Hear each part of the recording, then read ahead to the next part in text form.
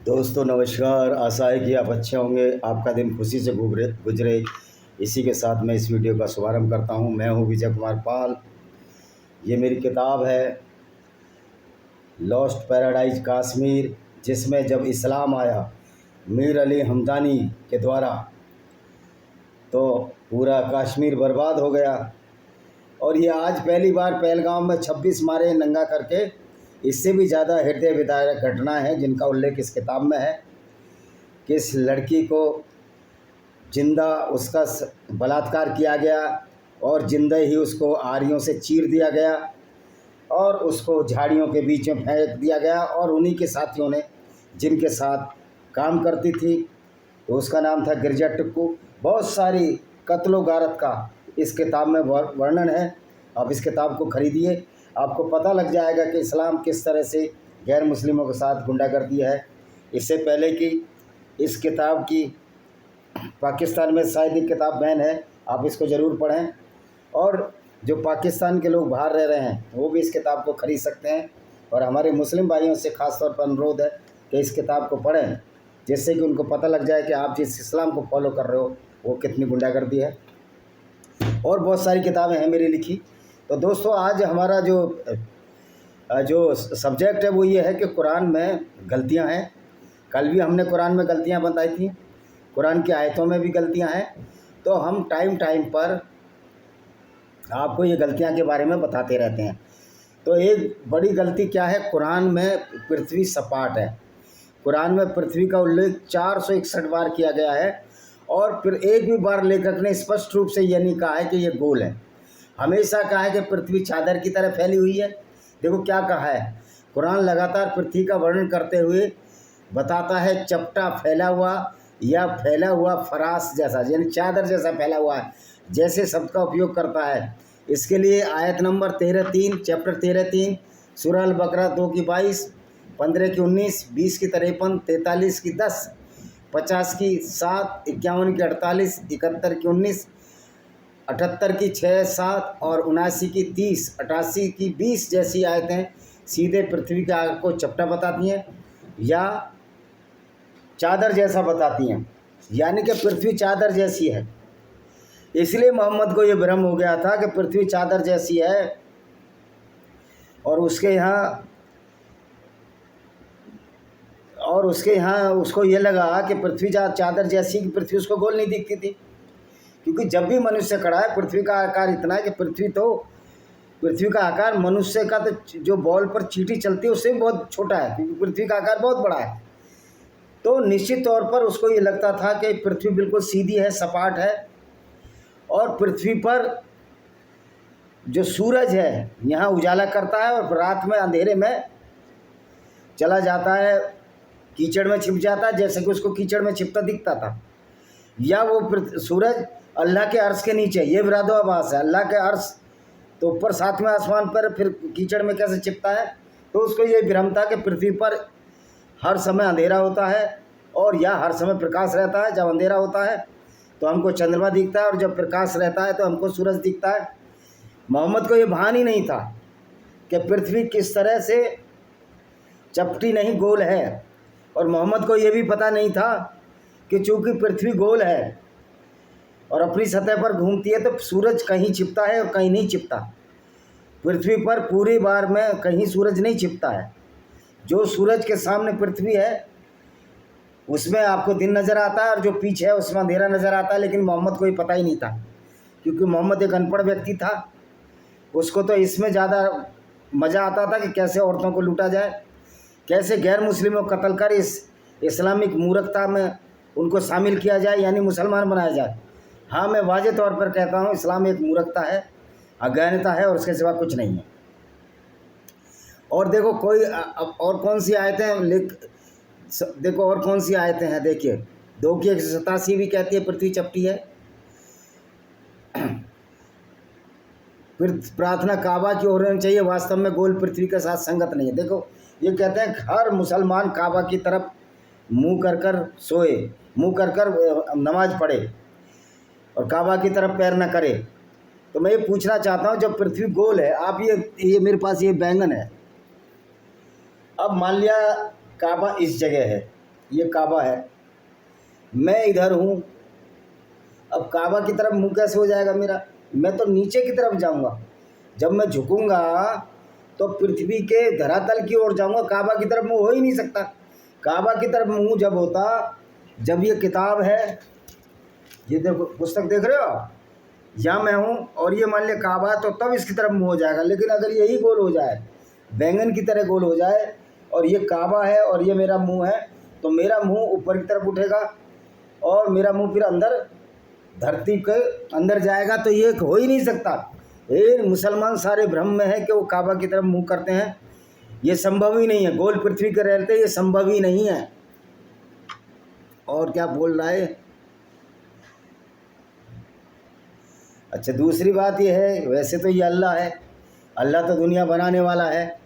तो जब अल्लाह दुनिया बनाने वाला है तो अल्लाह को ये पता नहीं है कि पृथ्वी मेरी सपाट है या गोल है। इसका मतलब ये अल्लाह दुनिया बनाने वाला नहीं है।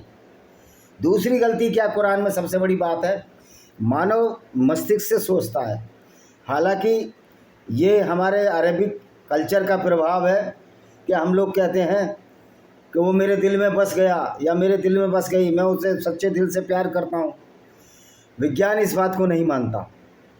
चूँकि कुरान अल्लाह का पैगाम बताया जाता है, मैंने तो सिद्ध किया है कि अल्लाह काल्पनिक है, तो विज्ञान इस बात को नहीं मानता। दिल से नहीं, ब्रेन से आदमी कोई लव करता, अफेक्शन करता, नफ़रत करता है, वो मस्तिष्क का काम है। दिल का काम सिर्फ धड़कना है। दिल एक इनवॉलेंट्री मसल्स है जो कि अपने आप निरंतर धड़कती रहती है। हमारा उस पर कोई काबू नहीं है। लेकिन मोहम्मद को ये पता ही नहीं था कि दिल से नहीं सोचा जाता, दिमाग से सोचा जाता है। हाँ, दिमाग का असर ज़रूर दिल पर पड़ता है, भावनाओं का असर पड़ता है कि जो दिमाग से हार्मोन, जो कि खुशी वाले हार्मोन हो या दुख वाले हो या डर वाले हार्मोन हो, निकलते हैं, तो उसका असर पूरे शरीर पर पड़ता है। पुतलियाँ फैल जाती हैं, जब आश्चर्य होता है, भय में पुतलियाँ फैल जाती हैं, दिल की धड़कन बढ़ जाती है, तो इसका मतलब सीधा मस्तिष्क से है, दिल से नहीं। इसलिए कुरान वैज्ञानिक तो है ही, और निहायत मूर्खता और अज्ञानता की एक किताब है जिसको ये कुरान शरीफ कहते हैं। वैसे कुरान शरीफ भी नहीं है। तो आज हम शरीफ और बदमाश की बात तो नहीं करेंगे, क्योंकि वो तो हमने बता ही चुका है कि कुरान किस लिए शरीफ नहीं है, ये कत्लो गारत कराती है। चैप्टर आज ये है। अच्छा जी, अब ये देखिए क्या लिखा है, चैप्टर 22 की 46वीं आयत है। क्या वे सारे देश में नहीं फिरे कि उनके हृदय विवेकशील हों, उनके कान सुने, वास्तव में वे आँखें नहीं जो अंधी हैं, बल्कि वे हृदय जो सीनों में है अंधे हो जाते हैं, हृदय अंधे हो जाते हैं। अब इसमें साफ साफ कहा गया है, क्या उनके हृदय विवेकशील हों। क्या दिमाग, दिल सोचता है? क्या दिल में दिमाग होता है? दिल में क्या न्यूरोलॉजी के सिस्टम होते हैं? दिल में क्या वो होते हैं, न्यूरोलॉजिकल जो उनको क्या बोलते हैं, जो हमारे न्यूरॉन्स होते हैं? नहीं होते ना। तो न्यूरॉन की जड़, नर्वस सिस्टम की जड़ तो ब्रेन है, और रीढ़ की हड्डी में भी एक नर्व जाती है हमारे। दिल से तो कोई मतलब ही नहीं है, बल्कि दिल को भी मस्तिष्क ही चलाता है। वॉलेंट्री मसिल जो कि अनैक्षिक मांसपेशियाँ, जिसको हम अपनी इच्छा से घुमा नहीं सकते, दिल वो है। और ये सबसे मजबूत है क्योंकि बहुत हमेशा धड़कती रहती है। तो ये स्पष्ट है कि कान है, कान सुन सकते हैं, आँखें जो अंधी हैं कहकर संदर्भ देते हैं। इसका मतलब है वो वास्तविक जैविक कार्य के बारे में बात कर रहा है, यह रूपात्मक रूप से बात नहीं कर रहा। जब ये कहता है उसका दिल तर्क कर सकता है, तो ये अलंकारिक नहीं है। क्लासिकल टीकाओं में इसे अलंकारिक व्यक्ति के रूप में व्याख्यात नहीं किया गया है। इसे अरबी में पढ़ने पर और स्पष्ट हो जाएगा। मुसलमान अभी भी इस आयत और इसके जैसी अन्य आयतों के कारण यह साबित करने की कोशिश करते हैं कि दिल तर्क के लिए जिम्मेदार है, लेकिन तर्क के लिए दिल जिम्मेदार ही नहीं है। लेकिन जाहिर है यह सब बकवास है, क्योंकि आजकल हमारे पास कृत्रिम दिल भी हो लग सकते हैं। हाँ, अगर अल्लाह का इरादा इस आयत में दिल को शाब्दिक रूप से लेने का नहीं था, तो अभी भी कुरान की गलती है, क्योंकि वह इसे और बेहतर और स्पष्ट तरीके से लिख सकता था। भगवान ने ऐसी अस्पष्ट भ्रामक भाषा का इस्तेमाल क्यों किया, जिससे कहा गया कि कान सुनने के लिए हैं, आंखें देखने के लिए और दिल तर्क करने के लिए। यानी लॉजिक दिल में है कुरान के हिसाब से। तो ये जो मुसलमानों का जो लॉजिक है ना, जो दिल से है, उसी की वजह से सारी की सारी गुंडागर्दी हो रही है। ये जिहाद के नाम पर जो कत्लो गारत हो रहा है गैर मुस्लिमों का, इसी पागलपन की वजह से हो रहा। तो हम कह सकते हैं इस्लाम एक अज्ञानता है, एक मूर्खता है, एक अंधेरा है, और ये ऐसा अंधेरा है जो दुनिया के खिलाफ है। अच्छा जी, और क्या कहता है, क्या अब ये हो गया। उसके बाद है इनकी आयतें सारी बताते हैं। रीढ़ और पसलियों के बीच श्लोक, एक और श्लोक है। श्लोक क्या मतलब आयत है। तो फिर लोग सोचें किस चीज़ से बनाए गए थे। वे रीढ़ की हड्डी और पसलियों के बीच से निकलने वाले एक तरल पदार्थ से बनाए गए थे। ये चैप्टर 86 की आयत नंबर 5 से लेकर 7 तक है। हाँ मुझे पता है, शायद आपने इसके बारे में पहले भी सुना होगा। ये क्या करते हैं, रीढ़ की हड्डी के बीच और पसलियों के बीच, रीढ़ की हड्डी और पसलियों के बीच से स्पर्म निकलते हैं, जबकि इस स्पर्म का जो स्रोत है वो टेस्टीज है। टेस्टीज में जब इंटरकोर्स करता है तो स्पर्म का निर्माण टेस्टीज में होता है, जिसको हम वृषण बोलते हैं, और वहाँ से इजेकुलेशन से वो मादा की वेजाइने में जाता है, जबकि इंटरकोर्स करते हैं और उससे बच्चे की उत्पत्ति होती है। ओवम और स्पर्म के मिलने से जो स्पर्म पहले भेद देता है उसी से वो बच्चा बन जाता है। कई बार 2 स्पर्म भी ओवम में चले जाते हैं। लेकिन कुरान का अल्लाह इन सब चीज़ों को नहीं जानता था। ये तो नई नई खोजें कुरान के अल्लाह द्वारा की गई। इससे मैं कहता हूँ कि ये मूर्खता ही है। तो विवाद ये है, ये छलकने वाला तरल पदार्थ शुक्राणु है, इसलिए वैज्ञानिक त्रुटि है, क्योंकि हम जानते हैं रीढ़ की हड्डी और पसलियों के बीच गलत स्थान है। यह वृषण है, टेस्टिस से बनते हैं, रीढ़ और पसली की हड्डियों से। लेकिन यहाँ एक बात है, इससे कोई फर्क नहीं पड़ता। यह तब भी महत्वपूर्ण त्रुटि है जब छिड़काव द्रव का मतलब जरूरी नहीं शुक्राणु हो। समस्या है कि बहुत अधिक निश्चित रूप से नहीं जानता, और यह अभी बहस का विषय है। तो छिड़काव द्रव के लिए कम से कम 4 अलग व्याख्याएं सुनिए। कुछ लोग कहते हैं इसका मतलब वीर्य द्रव है, अन्य कहते हैं बच्चे के बारे में बात कर रहा है, इत्यादि। तीसरी बात, अल्लाह ने ऐसी गलत भाषा और लेखन का उपयोग क्यों किया। उन्होंने 3 आयतें बनाई जो अनिवार्य रूप से पूरी तरह बेकार है, क्योंकि कोई भी निश्चित रूप से नहीं जानता उसका क्या मतलब है। इतना गंभीर मुद्दा, पता नहीं मुसलमान इसे कैसा अनदेखा करते हैं। तो आप देखिए, इतनी विरसण से आपके बच्चे की उत्पत्ति होती है, लेकिन कुरान का अल्लाह इस बात को जानता नहीं। वो पसलियों के बीच में से और रीढ़ की हड्डी के बीच में कोई ऐसा स्थान खोज रहा है जहाँ उसको ये अनुभूति होती है कि यहाँ से कोई द्रव निकल रहा है। उछलता पानी बोला गया है, क्योंकि वो प्रेशर से निकलता है। तो मोहम्मद को समझ तो ऐसी समझ थी जैसे हमारे मोहल्ले में बहुत सारी बातें करते हैं ना लोग, जिन्न हैं, रात को भूत आता है, और मैं गया, डर गया, यानी कि सारी काल्पनिक बातें इस कुरान में है। कुरान में गलतियों की भरमार है, कुरान गलतियों का पिटारा है, और इसी वजह से मोहम्मद ने ऐसी बहुत सारी गलतियां की जिससे पूरी दुनिया विनाश के तर पर हो गई। तो एक बात बताइए, ये ऐसी कौन सी किताब है जो मनुष्य की समझ में ही नहीं आती। सारी किताबें समझ में आ जाती हैं, वेद समझ में आ जाते हैं, महाभारत समझ में आ जाती है, बाइबल समझ में आ जाती है, यहूदियों की धर्म पुस्तक तोरा समझ में आ जाती है, त्रिपिटक समझ में आ जाते हैं, विनय पिटक और सूत पिटक जो बुद्धिस्ट जैनिज्म के सारे समझ में आ जाते हैं। लेकिन मुसलमानों ने, मौलानाओं ने इस कमी को छिपाने के लिए एक चीज़ तैयार की है कि ये सबकी समझ में नहीं आएगी। भाई ये सबकी समझ में आ गई, ये हमारी समझ में आ गई। ये किताब एक मूर्खता की कसौटी है। इस किताब मूर्खता की कसौटी पर ही खरी उतरती है। ये अज्ञानता है, और जब ये अज्ञानता है तो इस अज्ञानता को मुसलमानों को समझना चाहिए। और निश्चित तौर पर अगर मुसलमान ये सोचते हैं कि अल्लाह उनका साथ दे रहा है तो ये उनकी बहुत बड़ी भूल है। दूसरी बात ये, लोग कहते हैं कुरान अरबी में उतरी, और कुरान में भी कहा गया है कि मैंने उन लोगों के लिए एक किताब उतारी है अरबी में कि जिससे अरबी लोग समझ सकें। तो ये पूरी दुनिया को बनाने वाला सिर्फ अरबी ही जानता था। और फिर किताब कोई ईश्वर क्यों बनाएगा जो दुनिया को बनाने वाला क्रिएटर है। ये कहते हैं कि अल्लाह की तो एक कायनात है, ये अल्लाह ने सारी दुनिया बनाई है, पहाड़ पौधे कैसे हैं। मैं कहता हूँ ये राम ने बनाई है, कोई कहता है कृष्ण ने बनाई है, ब्रह्मा ने बनाई है, कोई कुछ बोलेगा, कोई कुछ बोलेगा। 5000 गॉड है, मालूम तो किसी को नहीं है। जो आपको दिख रहा है वो तो नेचर दिख रही है। अब ये सिर्फ दावे हैं कि किसने क्या बनाया पता किसी को कुछ भी नहीं है, पता किसी को मैंगो भी नहीं है। तो ये अल्लाह ने तो दुनिया बनाई नहीं है, तो सब प्रूफ हो गया।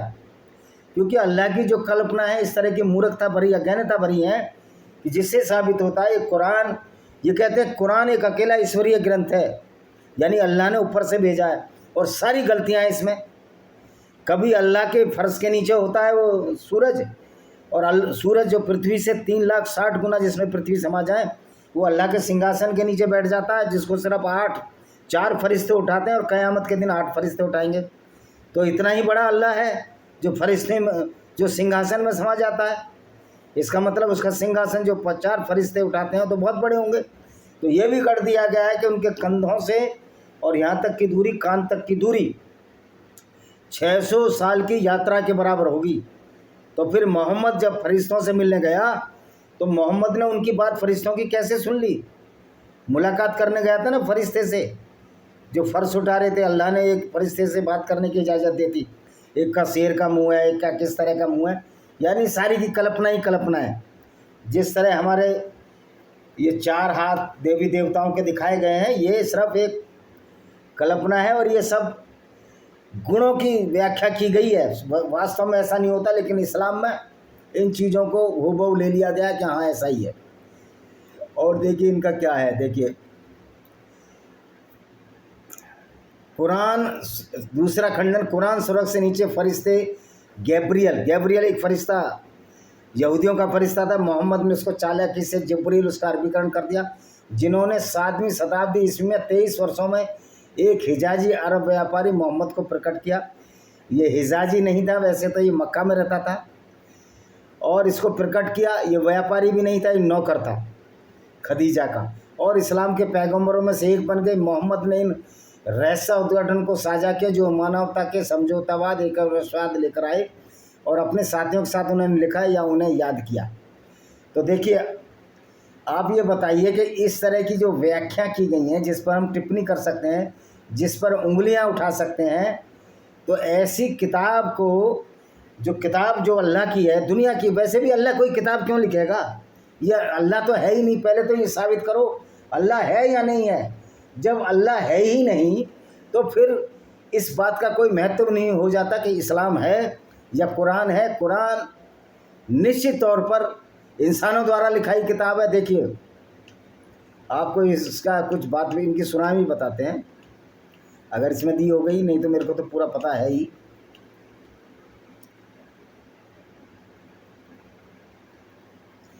देखिए सभी मुसलमान आलोचना का रौसलान अब्दुल रहीम लिखते हैं, कुरान का आलोचनात्मक अध्ययन मुसलमानों को नुकसान नहीं पहुंचाएगा, वह केवल इनकी मदद करेगा कि कोई भी आलोचना इस तथ्य को नहीं बदल सकती कि कुरान वास्तव में एक ईश्वरीय कृति है।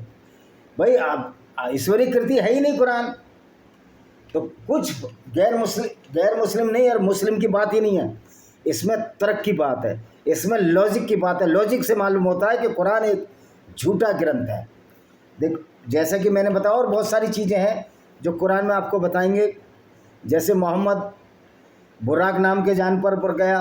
पहली बात तो बुराक नाम का जानवर ही कोई जानवर है नहीं आज तक। दूसरा कि फिर वहाँ उसने उस मस्जिद में नमाज़ पढ़ी जो मस्जिद बनी नहीं थी। मोहम्मद के ज़माने में तो मस्जिद ही नहीं थी।